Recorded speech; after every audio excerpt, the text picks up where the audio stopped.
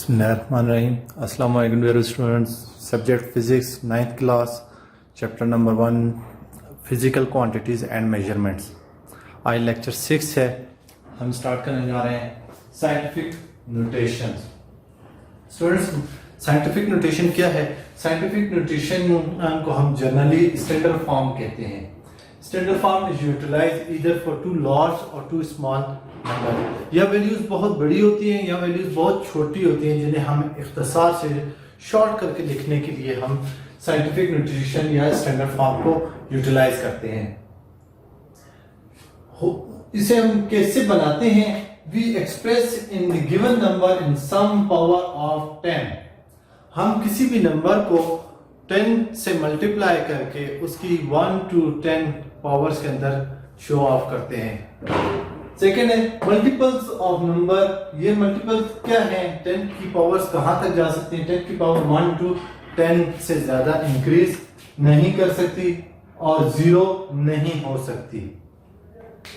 तो हम इसे 10 के मल्टीपल्स, 10 की पावर में हम इसे एक्सप्रेस करते हैं और पावर्स कितनी होंगी? पावर्स 1 to 10 होंगी।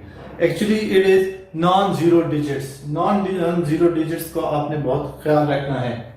हमारे पास फॉर्मूला है a multiplied by multiples of 10 and power के तौर पर जनरली हमने n यूटिलाइज किया है। What is a? The value of a lies between 1 to 10। 1 से 10 के दरमियान वैल्यू होगी। नॉन जीरो डिजिट्स होंगे, कभी 0 एक की जगह पर नहीं होगा। a is equal to 1 is less than or equal to a, यानी 0 शामिल नहीं होगा। सबसे छोटा नंबर 1 है इसमें। And maximum a is less than or equal to 10। a 10 के बराबर या 10 से छोटा हो सकता है, लेकिन 10 से बड़ा नहीं होगा। तो a क्या है? a नॉन जीरो डिजिट है। n क्या है जिसे हमने 10 की पावर के तौर पर यूटिलाइज किया? n is an integer. ये इंटीजर 1 to 26, 27 किसी भी नंबर तक पावर जा सकती है according to the size of that figure. तो फिगर इधर टू लार्ज भी हो सकती है, टू स्मॉल भी हो सकती है। For example from earth to sun's distance बहुत बड़ा नंबर आएगा आपके पास। इसी तरह से रेडियस ऑफ अर्थ है, बहुत बड़ा नंबर आएगा आपके पास। तो इनको शॉर्ट करके इख्तिसार से लिखने को हम साइंटिफिक नोटेशन कहते हैं। रूल क्या है? हम डेसिमल को फिगर के राइट टू लेफ्ट मूव करते हैं या छोटी फिगर में लेफ्ट टू राइट की जानिब मूव करते हैं। पहली एग्जांपल है मेरे पास 2600 s सेकेंड्स।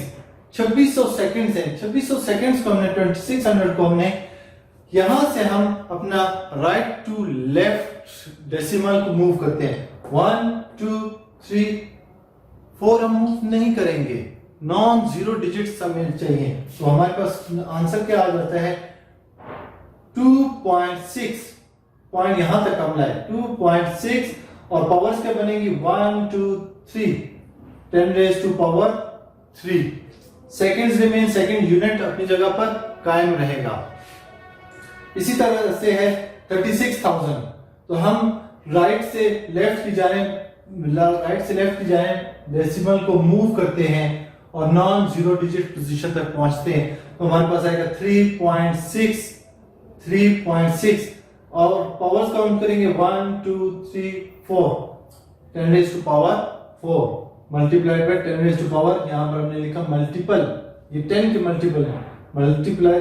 तो ये क्या है? 10 raised to power 4। इसी तरह से हमारे पास एक बड़ी फिगर है 59 lakh 5 crore 90 lakh.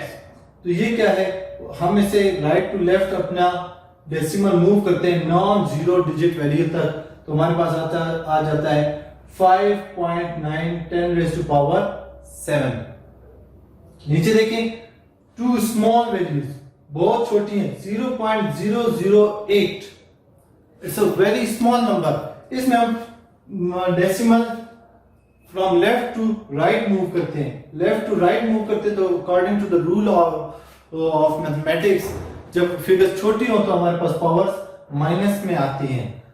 Non zero digit तक हम जाएंगे, तो हम 8 भी शामिल करेंगे ताकि हमारे नॉन जीरो डिजिट की कंडीशन कायम रहे। तो हम इसे काउंट करते हैं 1 2 3 10 raised to power 3 8.0 10 raised to power -3। इसी तरीके से 0.000058 है हमारे पास मीटर्स। यूनिट रिमेन्स यूनिट कभी भी चेंज नहीं होंगे। तो नॉन जीरो डिजिट यहां पर आता है 5 पर, तो हम लिखते हैं 5.8, फिर हम काउंट करते हैं 1 2 3 4 5, हमारे पास पावर क्या बनी -5। Units remain unit. नेक्स्ट है हमारे पास ये एक और बहुत बड़ी फिगर है, आप देख रहे हैं 0.00000854। इसको हम कन्वर्ट करते हैं नॉन जीरो डिजिट की कंडीशन तक लाते हैं 1 2 3 4 5 6 7। तो हमने 7 प्लेसेस हमने डेसिमल को मूव किया, तो 8.54 10 raised to power -7 इसका आंसर आता है। तो हमारे पास वैल्यूज बहुत इख्तिसार से छोटी हो जाती हैं। इस हमारे पास सेकंड टॉपिक है मेजरिंग इंस्ट्रूमेंट्स। इंस्ट्रूमेंट्स हम यूटिलाइज करते हैं ताकि हम मुख्तलिफ किस्म की फिजिकल वैल्यूज, फिजिकल क्वांटिटीज को मेजर कर सकें। फिजिकल क्वांटिटीज में हमारे पास टाइम है, लेंथ है, मास है, लाइट है, हर एक के लिए एक मेजरिंग इंस्ट्रूमेंट बनाया गया है। तो मेजरिंग इंस्ट्रूमेंट में हम क्यों यूटिलाइज करते हैं, एक हमें वो बहुत एक्यूरेट वैल्यूज देते हैं, हमें यकीन होता है कि ये जो वैल्यू हम ले रहे हैं, मेरा अंदाजा है कि ये 6 इंच है, ये कोई एक्यूरेट और सही दानिशमंदाना बात नहीं है। लेकिन मैं अगर इसको मेजर कर लूं तो मेरे पास एग्जैक्टली एक नंबर होगा जो मुझे सही से इसकी वैल्यू बता रहा होगा। रिलायबल है। मैं एक शख्स से दूसरे शख्स को अगर दे देता हूं या कहता हूं इसे मेजर करने के लिए, इसकी लेंथ लेने के लिए पेन की, तो वो भी सेम जो नंबर वो मुझे मेजर करके देगा, मुझे उस पर यकीन होगा कि ये बिल्कुल सही नहीं मुझे इंफॉर्मेशन प्रोवाइड की जा रही है। इस तरीके से इजी होता है किसी भी काम को यूटिलाइज करने में, बहुत ही आसान तरीके से हम फौरन मेजरिंग करके तो एक अच्छे नंबर को ला सकते हैं, एक्यूरेट नंबर हासिल कर सकते हैं। फिर बहुत सारे फिजिकल क्वांटिटीज को जानने के लिए बहुत सारे इंस्ट्रूमेंट इजाद किए गए हैं। मसलन हमारे पास फर्स्ट है लेंथ को जानने के लिए।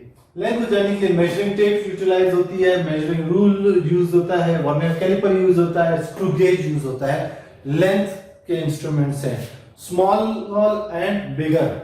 मीटर बिगर के लिए वर्नियर कैलिपर, स्क्रू गेज बहुत ही छोटी, वेरी टू स्मॉल वैल्यूज के लिए लेंथ के लिए इस्तेमाल होता है। फिर हमारे पास है लिक्विड्स को जानने के लिए, फ्लूइड्स को मेजर करने के लिए हमारे पास है मेजरिंग सिलेंडर, ब्यूरेट, पिपेट। ये सारी चीजें हम लेबोरेटरीज में यूटिलाइज करते हैं। फिर हमारे पास है वेट जानने के, physical balance, digital balance and beam balance, जो आम आपने बाजारों में देखा होगा। हमें फौरी तौर पर वेट और मास बता दिया जाता है। फिर हमारे पास टाइम को जानने के लिए कई तरह के इंस्ट्रूमेंट्स हैं। क्लॉक यूटिलाइज होती है, ओल्ड सिस्टम में हमारे पास स्टॉप वॉचेस थी, वॉल क्लॉक्स हैं, रिस्ट वॉचेस हैं, ये यूटिलाइज होती है हमारे टाइम को। और आजकल डिजिटल स्टॉप वॉचेस यूटिलाइज होती हैं टाइम को मेजर करने के लिए।